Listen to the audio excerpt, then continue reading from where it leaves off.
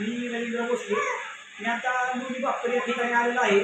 तर गेले 15 दिवसापूर्वी आपण या आजींकडं समरसक्षम कंपनीला औषध घेऊन आणतो असं. तर आता आजी, आम्ही तुम्हाला 15 दिवसापूर्वी औषध द्यायला आणतो. तर औषध द्यायच्या आम्ही तुम्हाला काय काय त्रास होता? पहिलं तुमचं नाव सांगा आजी. मोठ्याने सांगायचं. बरं, आम्ही तुम्हाला औषध द्यायला आणतो त्या टायमिंगला तुम्हाला काय काय आजार होता? म्हणजे काय गुडघे हाताची बोट ही अशी गळत नव्हती, जास्त मुंगे येत होत्या पोटाला, हाताला, पायाला. तुम्हाला असं उठता फिरता येत होतं? नाही, उठायला बसायला तर येतच नव्हतं. सारखं असं हात उठावं लागायचं.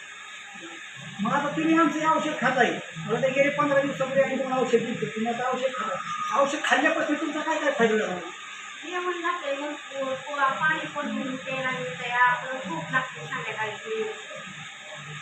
आता तुम्हाला ते सांगेवाचे तुमची बोटं जी दुखत होती आता पाहिजे ते राहिले तुमचे. राहिली ती आता.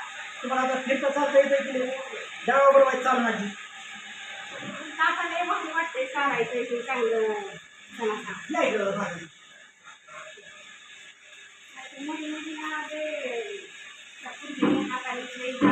ओके, आम्ही औषध द्यायला जाऊ तुम्हाला चालता देखील येत नव्हतं. तुम्ही बसला होता एका जागेवर.